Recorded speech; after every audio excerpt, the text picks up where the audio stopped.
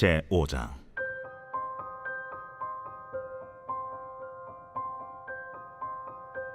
이날에 드보라와 아비노함의 아들 바락이 노래하여 이르되, 이스라엘의 영솔자들이 영솔하였고 백성이 즐거이 헌신하였으니 여호와를 찬송하라. 너희 왕들아 들으라.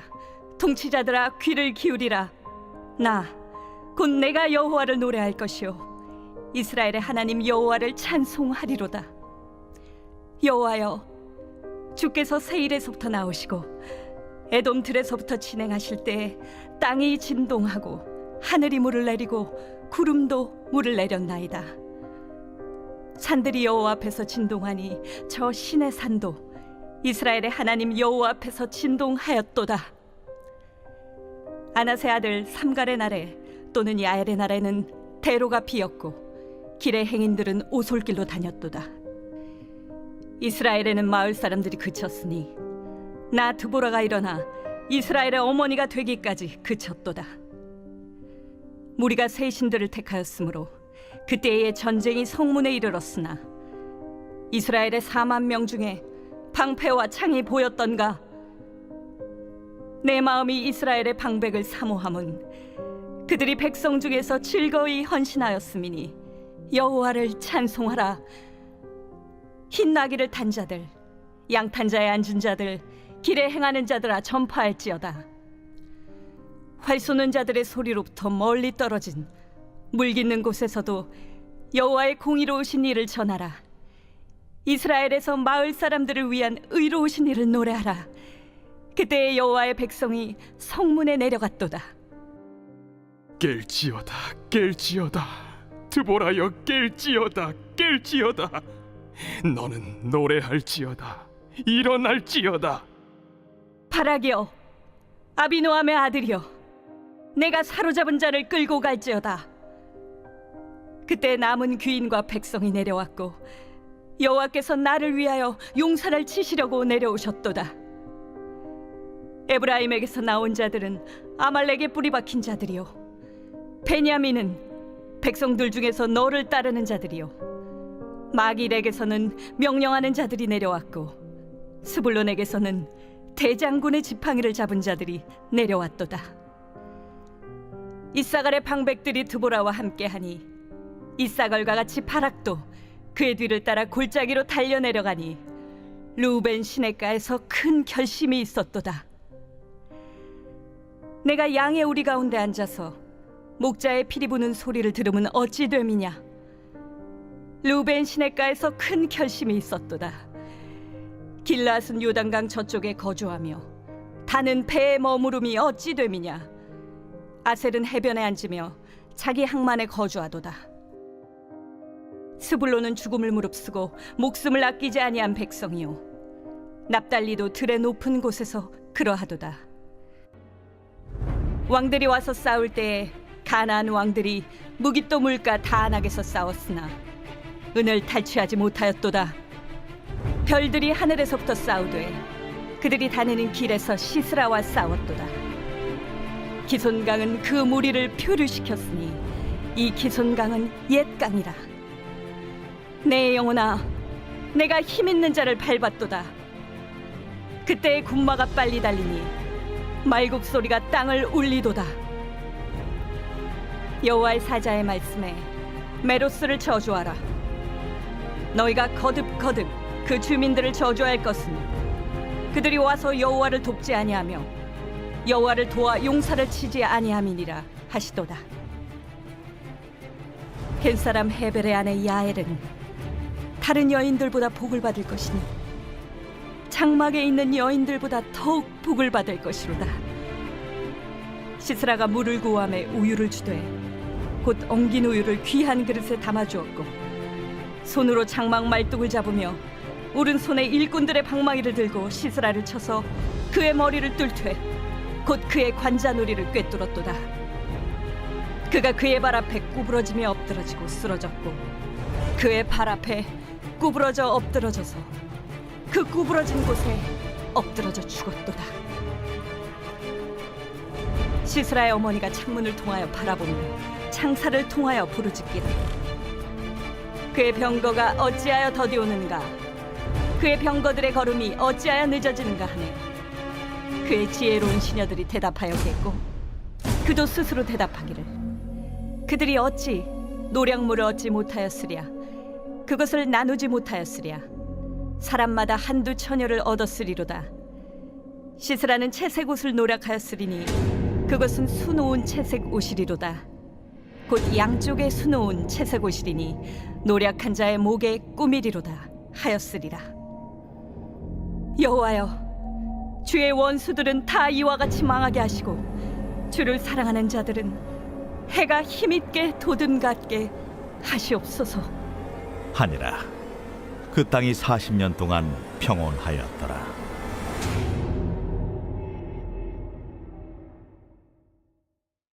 오늘도 이 새벽에 주님의 보좌 앞으로 나오신 성도님들에게 하나님의 은혜와 평강이 함께 하시기를 축원드립니다. 오늘은 사사기 5장 말씀 함께 살펴보겠습니다. 사사기는 왕이 없어 자신의 소견에 오른 대로 행하는 백성들의 모습을 보여주며 왕을 갈망하는 신앙을 우리에게 알려주고 있습니다. 이스라엘 백성들은 가나안 땅에 들어갈 때 왕이 없는 나라를 주님이 요구하셨습니다. 하나님이 스스로 왕 되시기 때문이죠. 그렇다면 이스라엘은 어떻게 그 나라를 이끌어갈 것인가? 왕 대신 하나님께서 주신 법률, 율법대로 모든 사람들이 각자 삶의 위치에서 왕 같은 제사장으로 자기의 삶을 통치하고 다스리는 것을 꿈꾸셨습니다. 하지만 그들은 하나님의 말씀대로 살지 않고, 즉 왕 같은 제사장의 역할을 감당하지 못하고 자기의 소견에 오른 대로 살다가 그들은 하나님의 징계를 받아 고통의 세월들을 보내게 되죠.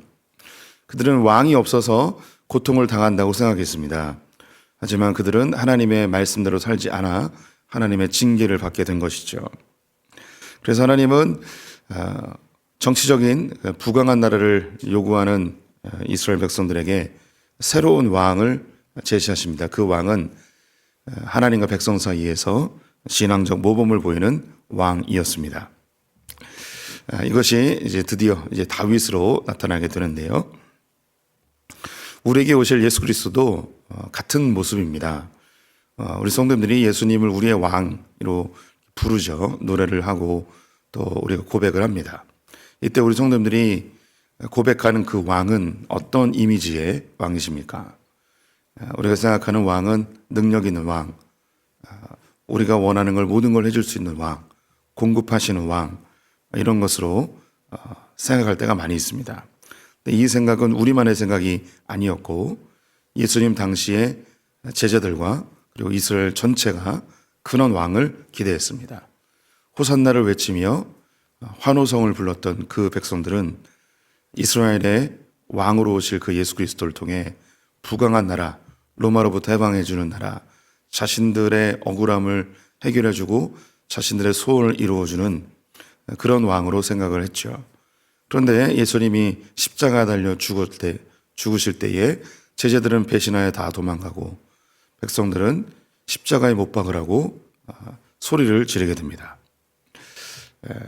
이스라엘이 기대했던 왕, 사사기에 나오는 백성들이 기대했던 왕, 그리고 우리가 기대했던 왕, 어쩌면 다 같은 왕입니다. 그런데 하나님이 사사기 시대의 사람들에게 보여줬던 왕, 그 왕, 그리고 지금 우리에게도 보여주고 싶은 왕은 내 소원을 이루어주고 내 문제 해결해주고 나에게 금은보화를 갖다주는 그런 왕이 아니라 하나님과 백성 사이에서 어떻게 하나님을 바라볼 것인가, 어떻게 신앙생활을 할 것인가, 어떤 것이 하나님이 원하는 삶인가, 이 모습을 보여주고 싶어 하시는 것이죠. 그래서 예수님이 제자들에게 그리고 우리에게 반복적으로 이야기하시는 것이 너희는 나를 보고 배워라. 나를 따라 본을 보여라. 라는 이야기를 반복적으로 하십니다.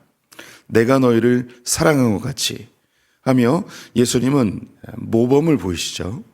하나님과 우리 사이에서 하나님을 섬기는 게 뭔지, 주님을 믿는 것이 뭔지 이 길을 제시해 주십니다.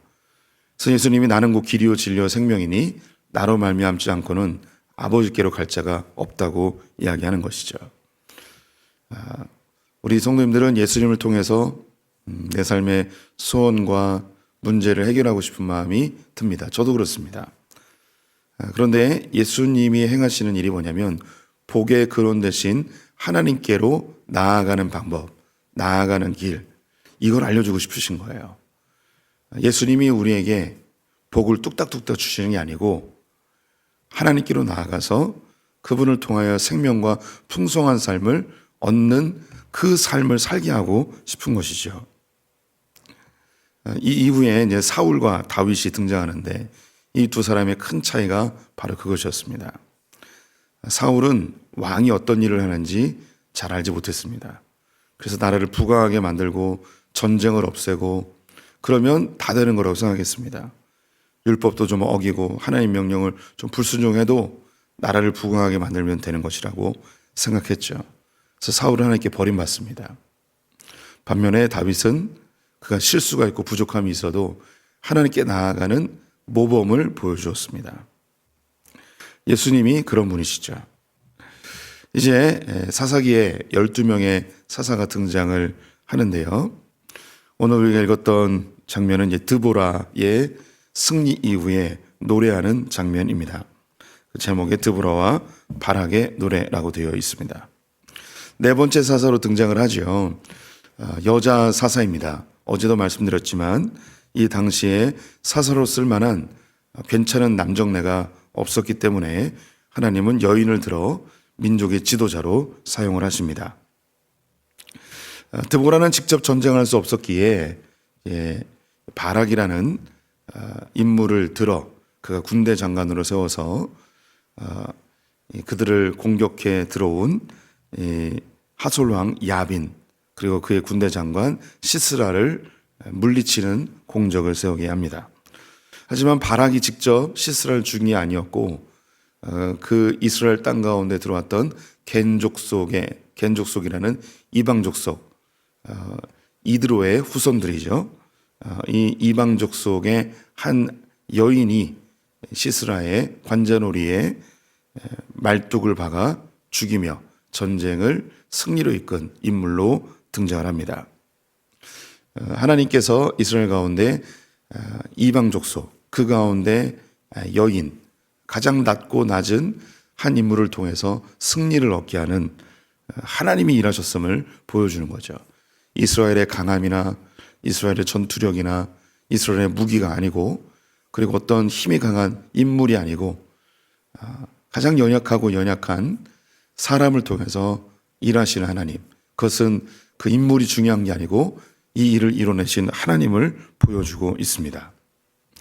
이것을 경험한 드보라와 바락이 노래를 부릅니다. 오늘 이 노래에는 세 가지의 내용이 담겨 있는데요. 첫 번째는 이 전쟁이 있기 전의 상황을 얘기하고 있고요.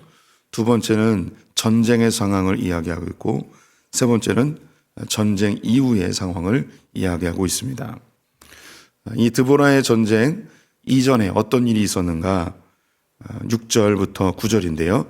제가 한 절씩 읽으면서 설명을 해드리겠습니다. 6절입니다. 아낫의 아들 삼갈의 날과 또는 야엘의 날에는 대로가 비었고 길의 행인들은 오솔길로 다녔도다. 삼갈은 세 번째 사서로 등장한 그 삼갈입니다. 삼갈이 드보라와 함께 언급한 것을 보니 이 삼갈이 동시대에 살았던 사람으로 보여집니다. 야엘의 날, 야엘은 시스라를 죽인 그 여인의 이름입니다. 그래서 이 시스라가 죽기 전에 무슨 일이 있었는가? 대로가 비었다고 합니다. 큰 길로 사람들이 다니지 않는 거예요. 오히려 오솔길로 다녔습니다. 숨어서 다닌 거죠. 야빈의 군대 장관 시스라가 이스라엘 북쪽 지방을 점령하고 그들을 괴롭게 함으로 행인들이 무서워서 오솔길로 다니는 그런 공포스러운 시대를 살고 있었습니다. 7절 이스라엘에는 마을 사람들이 그쳤으니 나 드보라가 일어나 이스라엘의 어머니가 되기까지 그쳤도다. 마을마다 사람들이 사라진 거예요. 어디로 갔을까요? 산속에 들어가서 숨어 지내고 있었습니다. 마을에 있으면 시스라가 와서 다 약탈하고 괴롭히고 잡아가니까 다 산으로 도망가서 지내고 있었던 거죠. 근데 이게 언제까지 그렇게 됐는가? 드보라가 이스라엘의 어머니 되기까지 그렇게 되었다고 이야기하고 있습니다. 드보라는 스스로 자기를 이스라엘의 어머니라고 표현하고 있습니다. 여기 어머님들이 다 같은 마음일 것 같은데요. 자식들이 고통스러워하고 힘들어하면 자기가 대신 괴로움을 당하고 싶은 마음이 있을 것입니다. 어떻게든 그 괴로움을 그치게 해주고 싶은 것이 어미의 마음일 것입니다. 그 마음이 이제 뒤에 사모함이라는 단어로 다시 언급이 되는데요. 8절 읽겠습니다. 무리가 새 신들을 택하였으므로 그때의 전쟁이 성문에 이르렀으나 이스라엘의 4만 명 중에 방패와 창이 보였던가. 이스라엘 사람들은 새로운 신들을 택하여서 섬겼습니다. 우상 숭배를 한 것이죠. 이방의 신들을 섬겼던 겁니다. 이 모든 근본적 원인이 바로 새로운 신을 섬겼기 때문이라는 것이죠. 전쟁이 그들의 성문에 이르렀지만 4만 명 중에 방패와 창을 든 자가 없었다고 합니다. 이 4만 명은 이스라엘의 군대의 실제적인 숫자일 수도 있고요. 4라는 숫자가 완전 숫자이기 때문에 이스라엘의 모든 군대들 중에서 그 누구도 앞장서서 전쟁하는 자가 없었다는 겁니다. 앞서 언급한 것처럼 이스라엘 중에 이 일을 해결할 수 있는 남정네들이 없었다는 거죠. 근데 이스라엘의 어머니 된 이 드보라가 너무너무 안타까워서 자기가 일어설 수밖에 없었다는 겁니다. 9절에 내 마음이 이스라엘의 방백을 사모함은 그들의 백성 중에서 즐거이 헌신하였음이니 여호와를 찬송하라. 이 드보라의 마음에 백성을 너무너무 사모하는 마음이 있어서 도저히 견딜 수가 없어서 다른 남자들은 일어나지 못했지만 자기라도 좀 일어나서 이 일을 좀 해결해야겠다라는 그런 안타까움이 그대로 배어 있습니다. 여기서 이 사모하다라는 단어는요, 그 뜻이 정확하게 돌에 글을 새기다라는 의미입니다. 그 마음에 너무너무 고통스러워서 그 마음에 돌에 글을 새기듯이 자기의 마음을 긁어내는 거죠. 너무너무 괴로워서 이대로 있을 수는 없다 하며 그가 이제 사사로 등장하게 됩니다. 드보라가 등장하기 전에 어떤 상황이었는지 보여주고 있습니다. 이제 드디어 드보라가 등장하는데요. 12절 말씀에 깰지어다 드보라여 깰지어다 너는 노래할지어다 일어날지어다 바락이여 아비노함의 아들이여. 하나님께서 드보라에게 성령의 충만함을 주셔서 드보라가 사사로 일어나게 됩니다. 그 마음에 간절함과 사모함과 백성들에 대한 안타까움을 갖고 있었던 이 드보라를 하나님이 사사로 세우시죠. 그리고 사사를 통해서 바락을 일으키십니다. 하나님이 지목하신 것이죠. 바락이 군대 장관으로 서게 되어지자 이제 백성들이 군대로 몰려들기 시작합니다. 그 뒤에 어떤 지파들이 군대에 동참했는지를 언급하고 있습니다. 에브라임 지파, 므낫세 지파, 스불론, 이사갈, 루벨, 납달리 지파 등이 참여하였습니다. 그 중에서 스불론과 납달리가 가장 용맹하게 참여했음을 언급하고 있는데요. 그도 그럴 것이 이 야빈의 군대, 시스라의 군대가 바로 이 갈릴리 북쪽 지방을 지배하고 있었기 때문입니다. 18절 말씀 보시면 스불론은 죽음을 무릅쓰고 목숨을 아끼지 아니한 백성이요 납달리도 들의 높은 곳에서 그러하도다. 이 전쟁 중에 너무너무 고마운 거예요. 스불론 지파, 납달리 지파가 목숨 걸고 이 야빈의 군대와 싸운 모습에 너무너무 고맙다는 것을 노래에 표현하고 있습니다. 반면 근처에 살고 있는데 참여하지 않은 너무 야속한 지파도 언급해주고 있습니다. 17절 말씀을 보시면 길르앗은 요단강 저쪽에 거주하며 다는 배에 머무름이 어찌 됨이냐. 아셀은 해변에 앉으며 자기 항만에 거주하도다. 그래서 길르앗은요 므낫세 반지파, 요단강 동편에 있었던 므낫세 2분의 1 지파를 길르앗이라고 합니다. 그리고 단지파와 아셀 지파는 전쟁에 참여하지 않고 자기네 동네에만 머물러 있는, 자기들이 직접 피해를 보지 않았기 때문에 돕지 않은 이 세 지파를 야속한 마음에 기록해 두었습니다. 그런데 이 전쟁에서 승리하게 되죠. 야엘이 시스라의 관자놀이에 말뚝을 박아 승리하였습니다. 승리 이후에 그럼 어떤 일이 있었는가? 여기에 그 드보라는 상상력을 발휘해서 노래를 하고 있습니다. 그 상상력은 시스라의 어머니에 대한 이야기입니다. 드보라는 이스라엘의 어머니로 등장하고 시스라의 어머니를 등장시키는데요. 28절 시스라의 어머니가 창문을 통하여 바라보며 창살을 통하여 부르짖기를 그의 병거가 어찌하여 더디오는가 그의 병거들의 걸음이 어찌하여 늦어지는가. 드보라가 상상하는 거죠. 자기의 아들이 죽은지도 모르고 집에서 창문 밖을 바라보며 안타까워하는 시스라의 어머니의 고백을 쓰고 있습니다. 아이고 우리 아들 전쟁 나갔는데 왜 이렇게 안 오지? 그들의 병거들은 왜 이렇게 늦게 오는 거지? 하며 죽은지 모르고 안타까워하는 시스라의 어머니의 고백. 상반된 고백이죠. 이스라엘의 어머니 드보라는 승리의 노래를 부르고 있고 반면 시스라의 어머니는 자기 아들이 죽은지도 모르고 아들을 기다리며 안타까워하는 목소리를 기록하고 있습니다. 이때에 시종들던 시녀들이 이렇게 대답한다고 상상력을 동원하여 이야기하는데요. 이건 충분히 있을 만한 일입니다.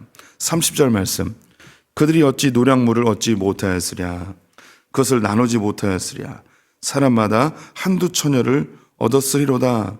시스라는 채색 옷을 노력하였으리니 그것은 수놓은 채색 옷이로다. 곧 양쪽에 수놓은 채색 옷이 이리니 노력하는 자의 목에 꾸미리로다 하였으리라. 시스라의 어머니가 걱정하니까 시녀들이 이렇게 이야기하는 거예요. 많이 걱정하지 마십시오. 노량물이 너무 많아가지고 지금 무거워서 늦게 오는 걸 겁니다. 이미 사람들마다 이스라엘에서 한두 명의 여종들을 다 챙겼을 것입니다.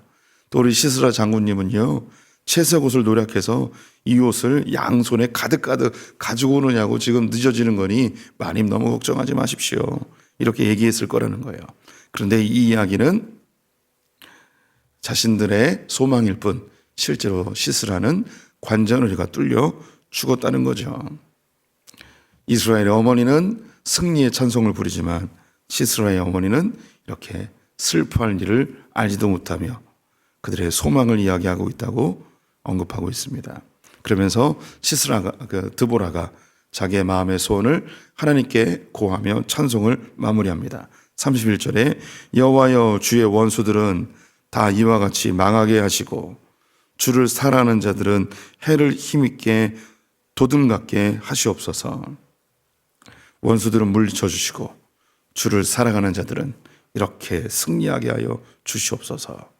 그 이후에 40년 동안 평온의 세월을 보냈다고 합니다. 드보라의 마음속에 이스라엘이 고통당하고 있는 모습에 대한 안타까움이 있었습니다. 그 안타까운 마음에 하나님이 성령으로 기름 부으셔서 그를 일으켜 하나님이 일하게 하시죠. 예수님께서 이제 팔복에 이야기하는 긍휼히 여기는 자는 긍휼히 여김 받는다는 말씀을 하셨습니다. 이 긍휼을 다른 말로 하면 안타까워하는 마음입니다. 이 안타까워하는 마음의 반대말이 긍휼의 반대말이 무슨 단어가 있냐면 그게 산상수훈의 5장이고요. 6장, 7장에서 8장까지 반복적으로 이야기하는 단어가 하나가 있습니다. 그 말이 뭐냐면 비판입니다. 비판. 긍휼의 반대말, 안타까워하는 마음의 반대말이 뭐냐면 비판입니다. 왜 저렇게 해? 왜 저 따위로 해? 왜 저거밖에 못해? 왜 저렇게 살아? 이게 비판입니다. 그런데 하나님은요, 비판하는 곳에서 절대 일하지 않으십니다. 하나님이 어떤 곳에서 일하냐면 긍휼히 여기는 곳에서 일하십니다. 긍휼히 여기는 게 뭐냐면 아파하는 거예요. 저렇게 살면 안 되는데, 저렇게 하면 안 되는데. 세상은요, 다 비판만 합니다. 그 누구도 긍휼히 여기지 않습니다. 애통해하지 않습니다. 그런데 누가 하나님께 쓰임 받았는가? 비판하는 사람들이 아니라 긍휼히 여기며 애통해하며 안타까워하는 사람을 통해 하나님이 일하십니다. 왜 이 시대에 비판하는 사람이 없었겠습니까? 아마 백성들은 한마디씩 다 했을 겁니다. 저 지도자들 뭐 하고 있냐고, 저 군인들 뭐 하고 있냐고, 다 그 한마디씩 다 했을 거예요. 비판만 하지 그 누구도 긍휼히 여기며 애통해하지 않은 것이죠. 교회도 마찬가지입니다. 작은 공동체인 이 교회에서도 한마디씩 다 비판할 수 있습니다. 그런데 그 교회의 상황을 애통해하고 안타까워하며 자기 일처럼 사모함으로 그걸 바라보는 자는 적습니다.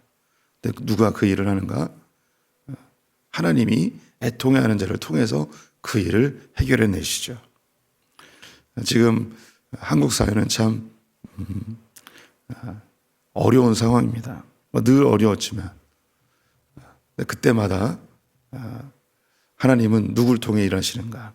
비판하는 자들이 아니라 애통해하고 안타까워하는 자들을 통해 일하십니다.